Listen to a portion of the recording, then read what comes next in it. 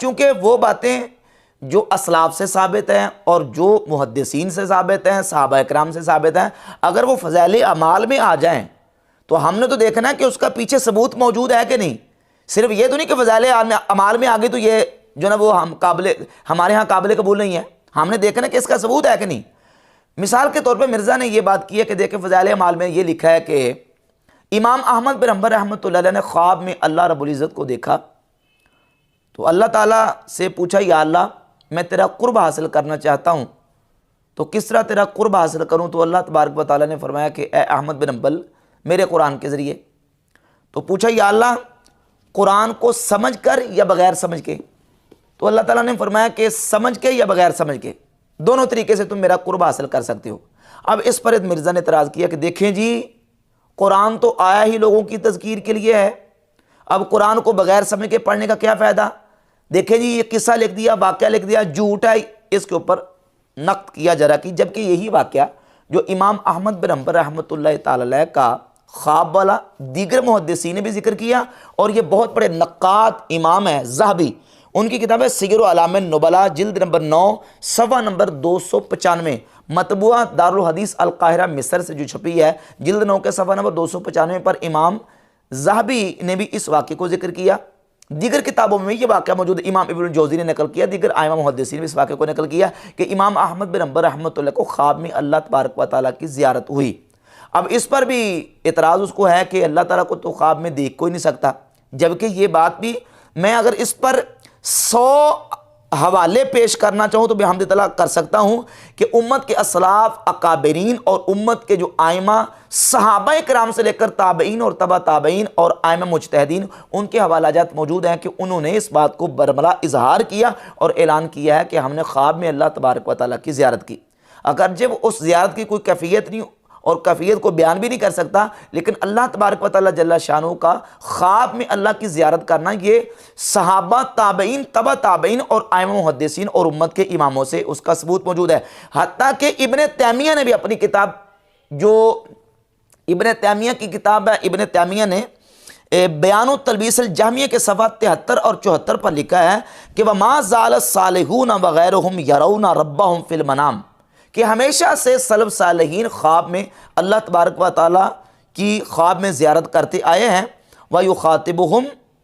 اور اللہ تعالیٰ سے خطاب کرتے آئے خواب میں، وَمَا أَظُنُّ عَاقِلًا يُنْكِرُ ذَلِكَ۔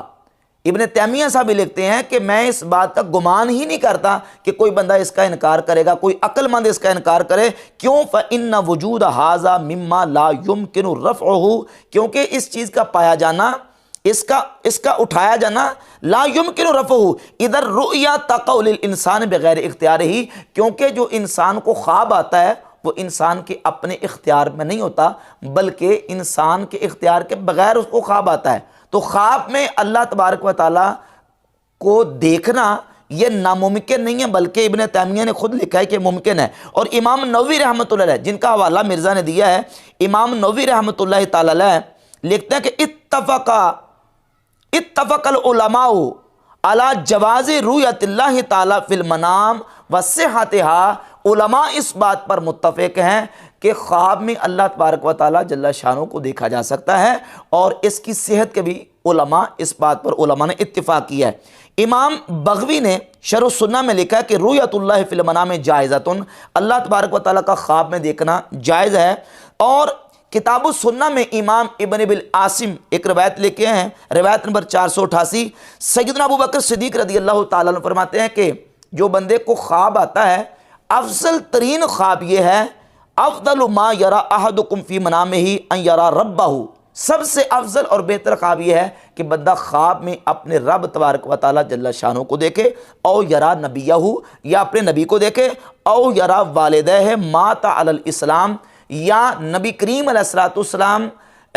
کا کوئی امتی وہ اپنے والدین کو خواب میں دیکھتا ہے، اور وہ والدین جو حالت ایمان میں دنیا سے چلے گئے۔ اگر مومن مسلمان ایمان والے والدین کو خواب میں دیکھتا ہے تو یہ اس کا بہترین خواب ہے۔ تو پہلی بات خواب کا بہترین کون سا حصہ ہے کہ بندہ خواب میں اللہ تبارک و تعالیٰ کو دیکھے۔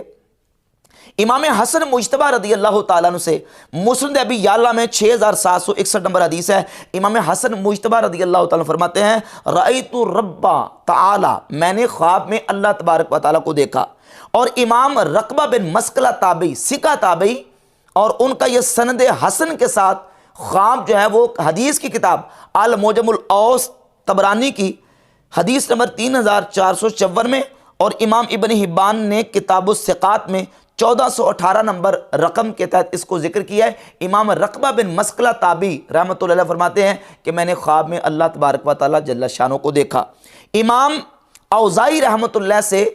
امام ابو نعیم اصفہانی ہلیۃ الاولیاء میں اپنی سند کے ساتھ لے کے آئے، اور تاریخ ابن عساکر میں یہ روایت موجود ہے۔ امام اوزاعی بہت بڑے امام اور محدث ہیں، وہ کہتے ہیں میں نے خواب میں اللہ تبارک و تعالیٰ جل شانہ کو دیکھا۔ امام محمد بن سیرین رحمۃ اللہ تعالیٰ علیہ سے امام دارمی نے سنن دارمی میں اس روایت کو نقل کیا کہ امام محمد بن سیرین جو خوابوں کی تعبیر کے امام ہیں، وہ فرماتے ہیں کوئی بندہ خواب میں اللہ تبارک و تعالیٰ کو دیکھے تو اس کا مطلب یہ ہے کہ وہ بندہ جنت میں جائے گا۔ ایک دو چار نہیں، اس پر درجنوں بلکہ 20 حوالے پیش کیے جا سکتے ہیں، صحابہ، تابعین، تبع تابعین، ائمہ مجتہدین اور امت کے ائمہ، وہ جنہوں نے خواب میں اللہ تبارک و تعالیٰ جل شانہ کو دیکھا ہے۔ اب جہاں تک بات ہے، یہ مرزا کہتا ہے جی کہ وہ دیکھیں موسیٰ علیہ السلام کو تو یہ